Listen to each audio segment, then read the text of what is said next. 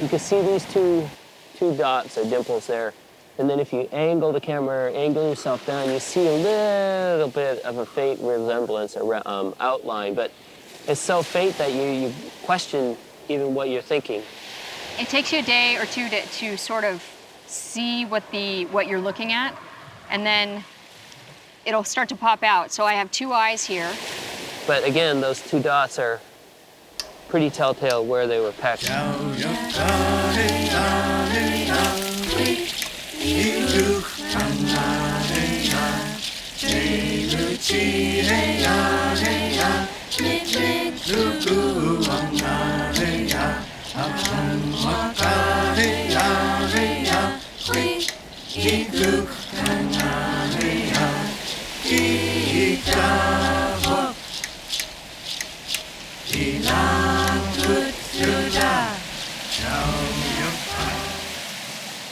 My name is Sven Hawkinson. I'm the executive director of the Alitak Museum, born and raised here on Kodiak Island. And we're at the southern end of Kodiak at Cape Alitak. We're working on a project that's been documenting and trying to record petroglyphs that have been made anywhere from 1,500 years to 250 years ago. 10 years ago, when we first came out here, the Alitak Museum logo had all of this black. And then we did the rubbings. And when I was looking at it, I was like, oh my God. It's like, wait a minute, our logo is not designed right. And so immediately we put that hole in the hand. And from Yupik myths, the hole in the hand is the Sedna, the spirit goddess, where she comes and takes all the animal spirits, but she has a hole in her hand, allowing enough animal spirits to pass through so humans can survive. For me, my own personal interpretation is don't take more than what you need so you can have stuff for your future. And then you've got the thumb, and then the four fingers, and then the hole, that centerpiece there, going down with the elbow, neck. You get the mouth, nose, eyes. Part of our ancestors made these. It's something that, I don't know, I mean, it's like when you see them, you're like, wow, this is really cool, because it goes thousands of years that you have this artwork surviving. You know, you have a Rembrandt or Picasso, and this is our Picassos, this is our Rembrandts. You know, it's like you see these and you're like, they're an inspiration. This is the largest conglomeration of petroglyphs on Kodiak, and people had to come here to see them. So I love this one because you see the spiral going here? When I was doing the rubbing, everybody focuses on just that. Here's these eyes. You've got your eyes and your mouth. It's a different petroglyph. That's the only one of its kind. There's another spiral over here, but this one here is the only one that shows that spiral, and then he's got his eyes up there. It has nothing to do with these two up here.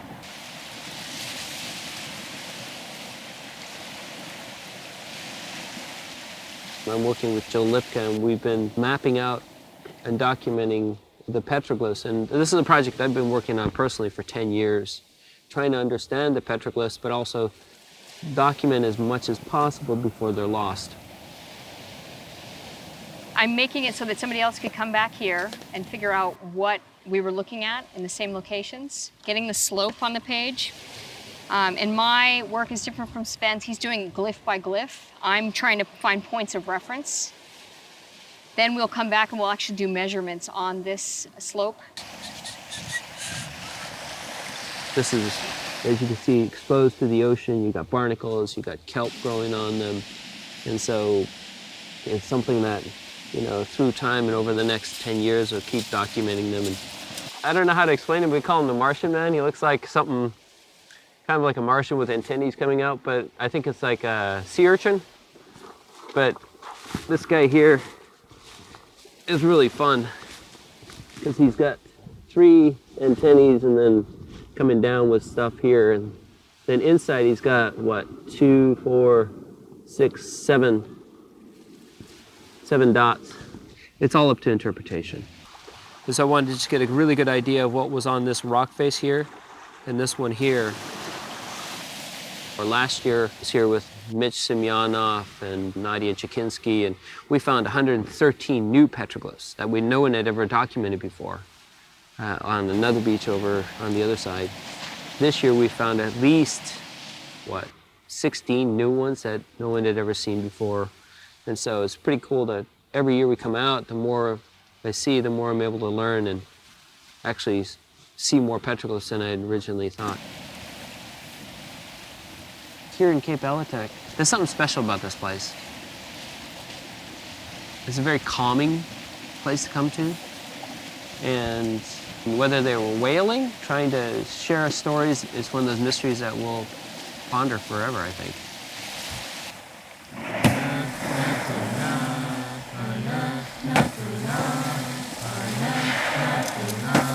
Kipsuren chingia yatachluki auch suchtachtot. They hunt whales with poison spears. Check it out. Ready? Yeah, I'm gonna see this. Oh, no way. Preform for a whale lance. Yeah, in a cognac house. Oh, that's so cool. This is actually really significant because this is going to be a whaling lance. It's a preform. You can see how they sawed and snapped it to make it. Well, it's special because it's found in context. I mean, that's what is really important. Is we find a lot of those out of context, but in context, this ties a lot of the technology, the last 4,000 years of technology, Yeah, 5 together. actually. Yeah, that's really cool. But we never find them in archaeological sites because and it is because of the whaling cult. These things had a lot of power, and whalers were not allowed to live with normal people. They were not bad and not good, but they were just kept over there because of the power that they had and knowledge. That's the first one. That's one of the whales, and the other one we haven't got on the paper yet. The human in between is just amazing. It is. All things related to whales was very secret and kept apart from society. I mean, this is a very, very, very powerful magic was associated with these things. I wouldn't describe it as being magic.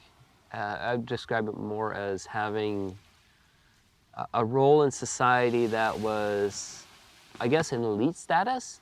They were considered elite, actually, but Well, elite, but they didn't live very long. You know, because you're dealing with poison that if you cut yourself, you're dead within a minute. monk's hood, the aconite poison, is a lipid-based poison. So if you just put it on here with water or some dye, it wouldn't stick. It needs fat. It adheres to fat. So you have to have some sort of fat as a sort of Adhesive. adhesive. And then use human fat to render it, rendered human fat to make it stick. And the cool thing with these here, I was sitting there talking to my mom. She was describing to me in Alitak and English about whaling lances. And she's like, oh yeah, my mom told me that when the Russians came, they tried to use the metal, but the poison wouldn't stick to it. And so they ended up switching, going back to using lances up until the American period. They would dig up bodies, of powerful people, and boil them down and make mummy fat.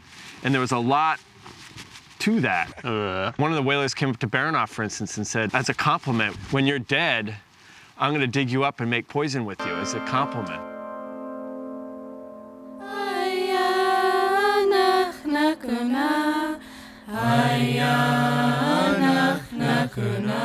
And the forehead or the head, the whale, you got the dorsal fin, you got the tail. There might be just stories of the whales that gave themselves to him. I mean, it would explain such a big site here, especially with all the whales. And we're sitting here having lunch watching whales jump 2 miles over.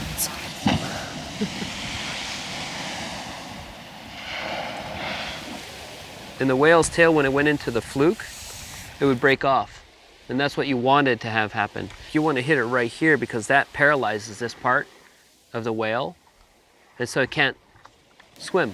It rolls over and drowns. Holmberg says they wanted to hit here. The fluke was the primary spot. Secondary spot was the tail. I think it would die after 3 days if it was hit here, and it would die 5 days in the tail. They had all these rates. So only one person went out in a boat to get a whale? One, and then in Russian times, a lot of times two. You'd have an apprentice in the back, and the front guy would do it, and the apprentice would learn how to whale. And after you killed the whale, a lot of it was to get the whale to come to the right place in the shore. You would have to close the bay ritually with the whale fat so that the whale couldn't escape the bay. what they do is they take the mummy fat after you struck the whale and you'd put it across the bay so the whale couldn't escape. He couldn't cross that line of mummy fat. You drag it behind your kayak. And there were certain rituals that were performed when whalers did take a whale. You know, like the women being secluded and being docile to help with the men while they're out. And then the men not eating for 3 days after they've struck a whale to ensure that the whale does come back. And then it would float up dead after 3 days. I mean, if it didn't stay in the area, maybe the people in Kaguyak would get the whale. I guess the Russians even found Kodiak whales in Unalaska. Was there a role of shaman in the whaling culture? The hunter was the shaman. I think that's the shaman, yeah. The person? Shaman? Shaman, that's what I think. You know, somebody who's trying to bring whales here, but also show them the respect. But you can see why people wouldn't really want to hang out with these people who are really in the other world, so to speak. You know, when they dug up a body, they wouldn't dig it up, they'd twirl around it, and the body would rise up on its own. And then they'd take it back to the cave to make the poison with it. In terms of whaling, that disappeared in the 30s, and nobody's actually brought that back. Because again, what Patrick was talking about in terms of the sacredness of the whaling cult, and who was allowed to hunt and who wasn't. And the old whalers didn't pass that knowledge on because of the fear of the abuse of the poison and all the other knowledge that used to be there. For the Thule, whaling is like, whales were like 90% of their diet. That's all their caloric needs. Whereas in Kodiak, we have cod, salmon, sea lions. We have a very diverse set of resources. So whaling is not essential. If they didn't kill a whale, they wouldn't starve. Whereas in Barrow, they did. So they focused more of their energy on it. Whereas in Kodiak, it's more of a prestige item. A whaling was very, very important, all the whalebone and stuff. And also the oil was a prestige item. When the Russians came, and this is something nobody ever talks about, is from 1784 to 1819, during Shelikov and then Baranov's time, we lost 90% of the people. What happened to them? You know that Shelikov and Baranov didn't want to kill off their workers. Well, they took all the men and made them go out hunt sea otters year-round, or as much as they could, while nobody was putting up fish and food. And so when you have a large population and there's no food, and as you guys have seen how quickly the weather changes out here, if you don't have food, you're going to starve. And so in the wintertime, I think that a lot of people starve. When we looked at the glyphs, on the right side facing the ocean, you've got anthropomorphic scenes, you've got whale scenes, and you've got dancing people. And then on the inside towards Alitak Bay area, you've got all the happy faces and people, but mainly faces. You've got a couple of whales and a couple of killer whales, but that's it. So the majority of the animals on one side and the people are on the other side. And I think that when they took whales out here, based on the currents, it brought that whale back in, and especially back into the beaches over here where we were looking at the glyphs. My own personal take, and I think that Patrick and anybody else who would actually study these are mainly because of the whales that are coming by. And based on what we've learned so far, and we can actually verify that these are during the transitional phase where they really started hunting more whales. It might have been a way for ritually trying to bring the whales in and then give thanks to the whales for them providing for the community. And I've always argued that there's continuity in whaling from 5,000 years ago to 200 years ago on Kodiak. They made their lances the same way, and here it is. The brettes are like wearing a baseball cap. They're information that you want to convey to other people. You often see men wearing toulebrets here, but some of them are so big they would have had to possibly fit in the cheeks.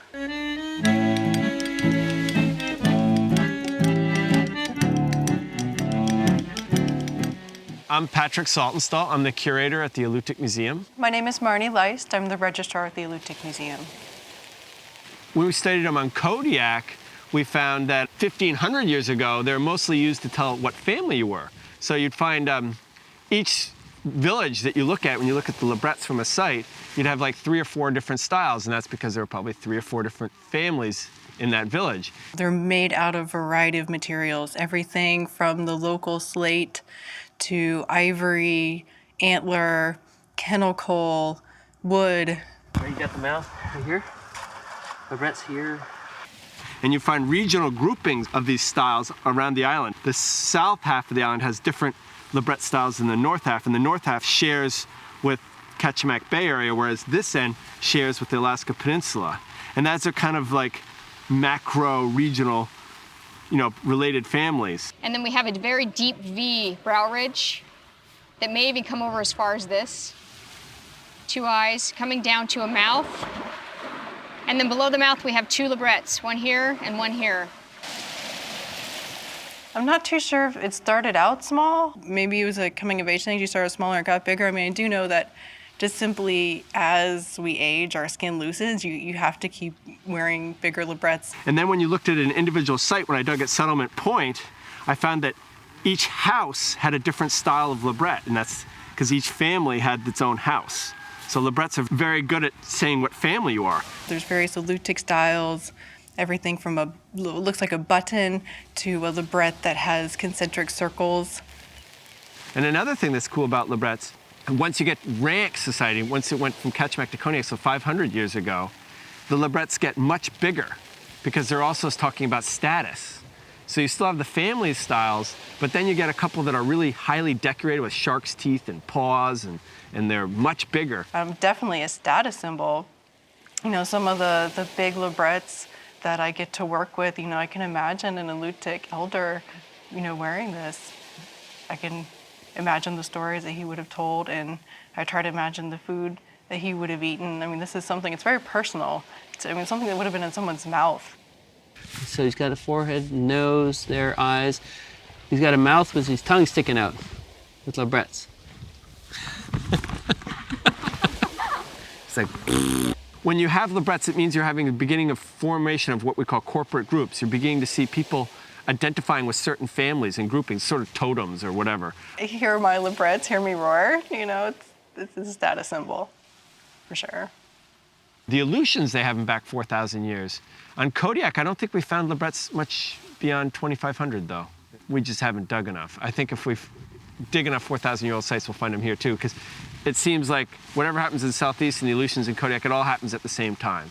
Except I did hear one story how, the Russians didn't want Alutiks to wear Lebrettes, but the women always felt very shy about taking theirs out, and they didn't want to be seen with them out.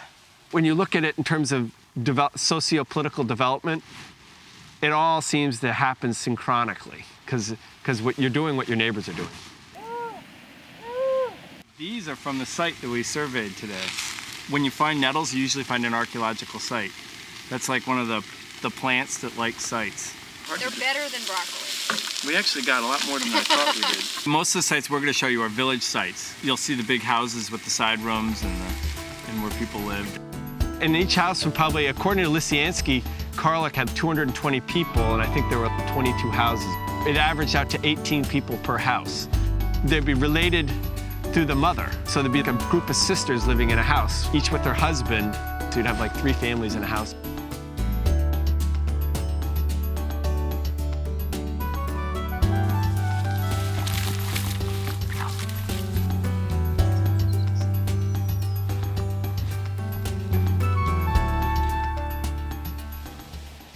So here we are, Sven. So what have you found so far?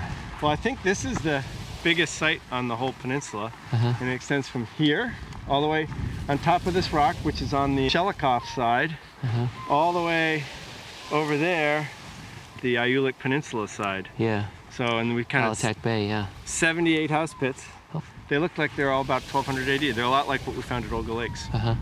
Transitional houses. Oh, cool. They all look like they have roof sods, maybe side rooms, pits. I'll show you one over here in a minute. All right. The hearths are all we're digging test pits for, because all we're doing test pits for is to date these villages, because we want to get the age of these villages, and then hopefully we'll be able to, by association, age the petroglyphs, Because if the only villages near the petroglyphs are 800 years old, that means the petroglyphs are probably 800 years old. Because the petroglyphs, being on rock, there's nothing to date. Everybody calls you Barabras, and Lydia Black used to get mad at me for that. Oh yeah, she got She very says, mad that's a at me. storage pit. That's not, it's a house. Damashni. I think But- Barabra is a Siberian word, Yeah, isn't it? well, I don't know. But Russians call all storage pits Barabras. But our real word, Larry Maffei, who grew up over here, called them chikshoks. He's like, they're not Barabras, they're chikshoks. That's the real home, a house in Alitak. So. It's kind of a mess. But yeah, this is what we did all day yesterday. We made this map of all the house pits. I think we found 78 house pits out in this area here. The next stage is to test them to get charcoal so we can date how old they are. We have your petroglyph clusters. Yeah, There's petroglyph 8, Yeah. 7, 9, 6. Cool. In late prehistoric houses, there'd be, you'd have a main room, it's sort of like a common room, and then you'd have side rooms where each family lived. And these are the oldest multi-roomed houses found on Kodiak. And they're not very big. Probably one family still lived in it, but for some reason or another, they're starting to add side rooms. Amy thinks for storage and it's economic reasons. It's a 3 meter by 3 meter square, might have had a tunnel, entrance tunnel, and you can see pits. Like here's a pretty good pit over here. And this is probably attached, but the sod that they capped it with is so thick that you can't see a depression anymore connecting it. So here's the little side room.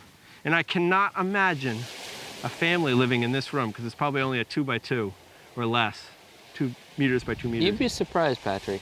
We'll have to debate about the side pits because, you know, families live together. My grandmother had, 19 kids in a 2-bedroom house? Yeah, So I agree. a lot of the kids that actually, if they had big families, they would go and live with other families, the ones that didn't have kids. I have the notebook from when we excavated one of these houses. Look how big that is. They're tiny. They're 1.5 meters. Now this is a spot. This is a house pit. This was cool. Look at these two, side by side. They're probably connected. We were thinking about mapping them as one, because they're probably connected, but we ended up... They might have been connected right there. And this one looks like it might have had a hearth. The hearth, that's the focus of the house, where you cook, light, everything. And it's actually interesting, if you go to really old Alitak houses, 7,000 years ago, they don't really have a hearth. And if you think the reason why, it's because there's no driftwood. The trees weren't built up yet. And there we find these boat-shaped lamps, and they have wicks all along the edges. And that's because they use the whale oil or the seal oil to both cook, heat, and light. In later prehistoric houses, like this house, they would have used the hearth because they had a lot of wood. So you'd do all your cooking and heating with this, and then the oil lamps have only one little wick spot because they're only using them for light. We waste a lot of wood today. We don't think about how we burn wood because it seems so common. But in the past, when you don't have much, you make a little bit of wood go a long ways. Even when they were using those little boat-shaped lamps with the long wicks, it was really warm on Kodiak. It was actually warmer than today, I think. Yeah, and then it got cold about 4. And that's actually out there, we found what we think are what we call early catchback. There are 4,000-year-old sites.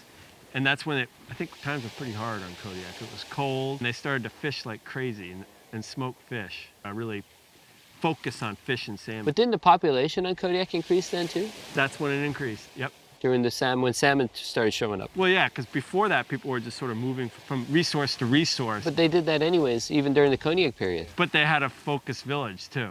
Yeah, winter village. Yeah, and once you have a winter village and you're storing your food, it makes sense to have more people to catch the fish. Yeah. You know, so then all of a sudden, population goes through the roof. Yeah. I'm 5 feet 10 inches, and the rod right now is at just over showing 4 meters. It's like 5 meters 20. I like to keep the rod as low as we need it, just because I don't want the wind to catch it. Because 1, it's a bear to handle, and 2, will break the rod. What I'm doing is I'm standing, trying to give Patrick the center of the house. My map is a jumbled mess, but once we shoot all these points with the transit in relation to the datums, 75? I'll be able to draw the edge of the rock, because he'll go around, bump, bump, bump, bump, and then I get the angle and the distance, and we're good. Then I'll get the top of the wall, and then the natural surface of the ground around the house. And then people would build a house and they'd stack sods. So we want to get the height of the wall or the height of the stacking episode. And then we want to compare that with the natural soil surface so we can get an idea of what sort of a depression it is and what sort of house it is, because we tell a lot about ages of house by the construction that we see visible when we're just on a walking survey. This is a much more recent site. You can see that it's much more lush vegetation, a lot more pushki, nettles, and salmonberry. And this is actually the midden that's coming out of the house. There's a house right above here, and this is where they're throwing their trash. And here is the house where all that stuff came from. And this is a multi-roomed house. And now you can see it's much more clear. See how it's square with the high walls? Because they're stacking the sods on the side of the house, not the top. So there are no roof sods. And like here's a little side room. And you see how it's depression here? This was a tunnel, a cold trap tunnel. And this is a family room right here. Maybe 18 people would live in this house on average, according to Lysianski. So a whole family, this is their side room. And there might be another family in another one of these side rooms over here. Or a banya. We know there's probably a sweat bath room here too, because we found all that sweat bath rubble. But you can also see the hearth. See here, see how there's sort of a square depression in the middle? And I can even see the rock right here. And here's another little side room, right in here, smaller. And then there's another one right here, and crawling up in through the tunnel, right in here. Some of these had sod roofs. And as Sven said, you could probably put a family in here. And yeah, you'd fit your little family in here, and everybody would snuggle up tight. And you'd be really warm. And you know why you need to be warm here, because there's pretty bad storms. And then here's the last side room for this house, right here. So it's 1, 2, 3, big one. And then the fronts often don't have a big built-up wall. And then that might have been a side room, but I'm not sure. Bears dig in a lot of these houses and kind of mess it up a bit. But this is a pretty clear multi-roomed house. Nettles. And by the way, this is what we've been eating. These are the nettles. And these grow on the sites. You only find these in the more recent sites where you have really lush vegetation. And they're pretty good, actually. It feels so weird.